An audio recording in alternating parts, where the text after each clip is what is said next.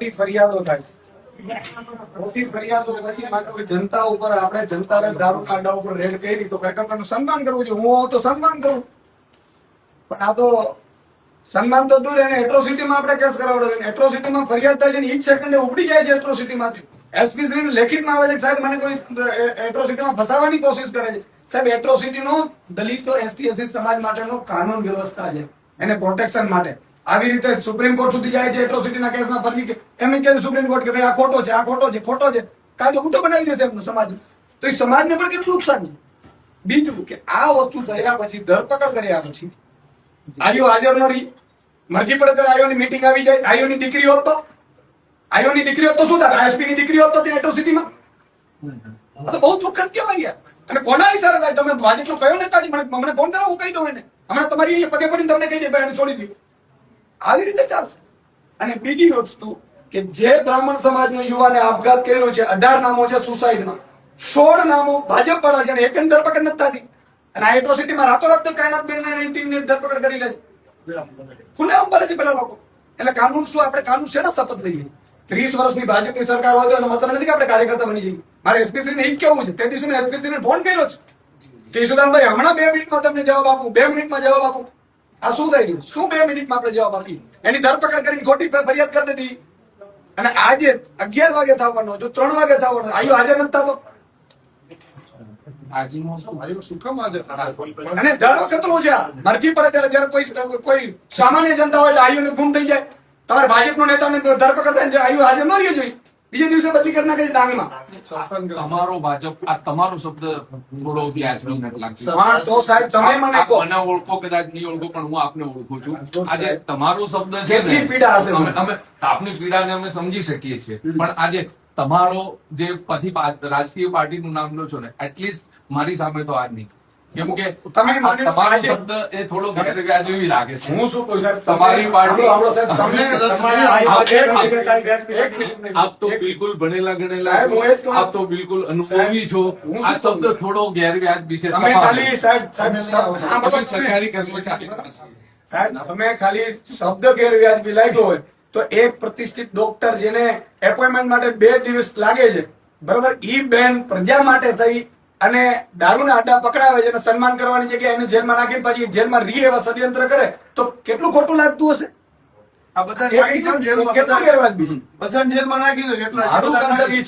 કે હું તમને, મારો તો પોલીસ મિત્રોમાં સંબંધી છે, નથી એવું નથી. બધાની મજબૂરી હોય પણ એટલી હદે સાહેબ મજબૂર ન રહેવું જોઈએ. કોઈ બાળક છે, નાનું બાળક, એમનું કોઈ પૂછે તો કરો ને, હસબન્ડ રડે છે બિચારાનું, પ્રતિષ્ઠિત નાગરિકો છે, પ્રતિષ્ઠિત ડોક્ટરો છે, અને તમે એને કહી દો ભાઈ લૂંટમાં, અને તમે એફઆઈઆર લેતા પેલા એટ્રોસિટીમાં તપાસ તો કરો. સીધી ધરપકડ કરીને અંદર નાખી દીધી. આ જ એટ્રોસિટીમાં કોશિંગ હું કરાવી રહીશ, પછી કયો પોલીસ અધિકારી જેલમાં જશે?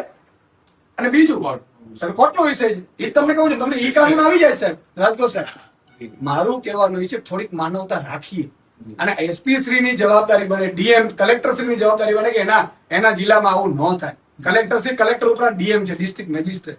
કરીએ છીએ શું આપણે? આવા પ્રતિષ્ઠિત નાગરિકોને જેલમાં નાખીને શું આપણે શું સાબિત કરવા માંગીએ? તમે કોઈ બોલતા જ નહીં, કોઈ રેડ ન કરતા નહીં તો અમે તમને નાખી દેશું.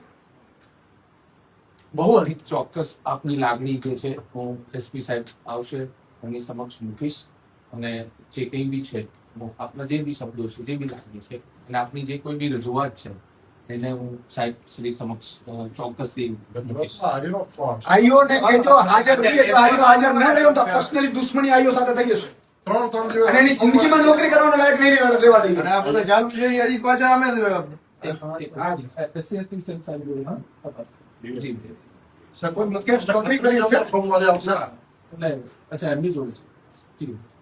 સોમવારે આજે તો હું આપને કહું, આજે હું પણ કલેક્ટર કચેરીએ અમારી દરિયાઈ સુરક્ષાને લગતી મીટિંગમાં હતો. એમાં આજે આઈઓ જે છે, કદાચ જો ચૌધરી સાહેબ હોય, કે હું આજે જ હાજર થયો છું લગભગ 10-12 એટલે એમાં અમે લોકો આજે લો એન્ડ ઓર્ડરની મિટિંગ હતી, ડીકોર્ટની મિટિંગ હતી, બધી કલેક્ટર કચેરી ભુજ ખાતે મિટિંગો હતી. એટલે એ મિટિંગોમાં અમે બધા જ ત્યાં આગળ હાજર હતા છે. એટલે કદાચ આજનું જો તો એમનું ભુજ મિટિંગમાં સવારે મારી જોડે એ જ કહું છું કે આઈ એમ શ્યોર મિટિંગો હોય. હવે તમે જે મને વાત કીધી ને સાહેબ ભાજપ પર, તમને સાબિત કરી દઉં. મારે કોઈ નામ નથી લેવું. આ પહેલા પણ એટ્રોસિટી થયેલી છે, કોઈ ધરપકડ નથી. આપણને નહીં, એમાં- નહીં એમાં હું એ જ કહું છું ને એમાં એટલે આજે તકલીફ ઈ જ પડે છે મને એ નથી કે તમે હું કહું અમને ફાંસી લટકાવી દો ચાલો ઈશુદાન ગઢવીનું આ તો એને લટકાવી દો પણ બીજાનું ગુનો કરે એને લટકાવો તો ખરા. આજે મારું કન્સર્ન ઈ છે જી. ઈ છોડી દો ચાલો. આજે અમારી સાથે દુશ્મની લઈને તમે કરવો શું માંગો છો? ભાજપ તમને છોડાવવા નહીં આવે. મેં એસપી ને જેલમાં નાખાવાના દાખલા છે આમાં વ્યક્તિગત કોઈને તો કશું એ ન નહીં. કરે ને વ્યક્તિગત. આમાં આપ બી તમે માની લો કે મારા ઉપર બે ફરિયાદ કરી શકશો હું આખા ગુજરાતમાં કોઈ દારૂનો અડ્ડો હતો તો કાર્યક્રમ નહીં થવા દો તમે શું કરી શકશો? તમે સસ્પેન્ડ થશો હું નથી તો તમે આપણે ઝઘડીએ જી. પાર્ટીની ભાજપના ઈશારા ઉપર. આ રીતે યાર કોઈ દારૂનો અડ્ડો હું તમને આ તો નથી મારી પાસે સત્તા બાકી તમારી અધિકારીઓનો મોબાઈલ હું ચેક કરીને એને FSL માં મોકલીને કરી દઉં કે કોણે તમને ફોન કરેલો છે તમારા અધિકારીઓને. સી આમાં હું આપને કહું વ્યક્તિગત રીતે કોઈને કોઈનાથી કોઈ દુશ્મનાવટ હોય એવું હું નથી માનતો. એમાં કોઈ પણ હોય હું એ વાત. બીજી વાત કોઈ મુદ્દો કોઈ પણ FIR થાય it's a matter of investigation અને આઈઓ ને અનુકૂળતા મતલબ જે કોઈ બી FIR ના પુરાવા કે એના આધારે દરેક આઈઓ અલગ અલગ છે. દરેક કોર્ટના વ્યૂ અલગ હોય છે એમ આઈઓના પણ વ્યૂ હોય એ પ્રમાણે એને પુરાવાને એના આધારે એને તપાસ કરીને કામગીરી કરતા હોય છે. જ્યાં સુધી કોર્ટમાં હાજર રહેવાનો પ્રશ્ન છે તો હું જાણી લઈશ અને એસપી સાહેબ સુધી વાત પહોંચશે કદાચ હું પોતે વ્યક્તિગત રીતે પણ આઈઓ સુધી વાત પહોંચતી કરીશ અને નામદાર કોર્ટમાં પણ આપ કહી શકો છો નામદાર કોર્ટ પણ તાત્કાલિક બોલાવી શકતી રહેશે. કદાચ કોઈ પરિસ્થિતિઓમાં મને જ આજે જ હમણાં મેં એક લેટર વાંચ્યો FIR છે તમે વાંચી છે FIR માં એ ઉભવા લાયક નથી FIR. કે એ હવે એટલે જ મેં તમને કીધું કે એસપી શ્રી છે ને તો કહે તમને જી કે તમારા કોઈ પ્રતિષ્ઠિત નાગરિકને એમને એમ ધરપકડો થાય છે ને એમને એમ જેલમાં તમે નાખો છો તમે કોઈ સેન્સ ભલે ઠીક છે તમે પોલિટિકલી રિવેન્જ લેતા હશો તો આજે કોઈ આજે આ છે કાલે બીજો આવશે એસપી સાહેબ ને શું પોલિટિકલ હોય તો શું એસપી સાહેબ ને શું પોલિટિકલ કેટલાય ગુના છે, સાહેબ ને ક્યાં? કેટલાય ગુનેગારો સાહેબ તો એમને ફરે. સરકારી કર્મચારી છે તમારો એમને જે ક્યાંય વહીવટદાર છે ને એનો ફોન ઉપર તમને સ્પીકર ઉપર લઈને કહું કે શું થાય છે મારે નથી કહું હવે એમ પડવું નથી મારે વહીવટદાર છે. રાજકોટ અને ડોક્ટર એ વચ્ચેના તો ભેદની ખબર હોવી જોઈએ ને ખાતાની. નહીં તો વ્યક્તિ દરેકના અલગ અલગ વર્ક છે દરેકનું કામ અલગ છે જે ગુનેગાર છે એ ગુનેગારનું કામ કરે એને એરેસ્ટ કરવું એને જેલમાં નાખવું એની પર કાયદેસરના પગલા લેવા એ પોલીસની ફરજ છે એમાં કોઈ બાકાત સાહેબ, નથી. બીજી કેટલી ફરિયાદો છે જેમાં હજી આરોપી પકડાયા નથી ને આમાં શેર બીજે દિવસે ઘરેથી ઉપાડવામાં આવે છે. સુસાઇડ કેસ તાત્કાલિક ધોરણે આમાં પગલા લેવામાં આવે છે એ તો બીજી કેટલી ફરિયાદો છે જેમાં પગલા લેવામાં નથી આવતા. હા. આ 16 જણાને કાં નથી પકડી શકતા તમે ખુલ્લેઆમ ફરે છે હું દેખાડું હું કોઈ મારા ડિફેન્સમાં નથી કીધું હા. હું આપને બાકી હું મારી હાજરી હોય તો હું 100% જવાબ આપે. હું આજે જ ટુડે આફ્ટર 10 days લીવ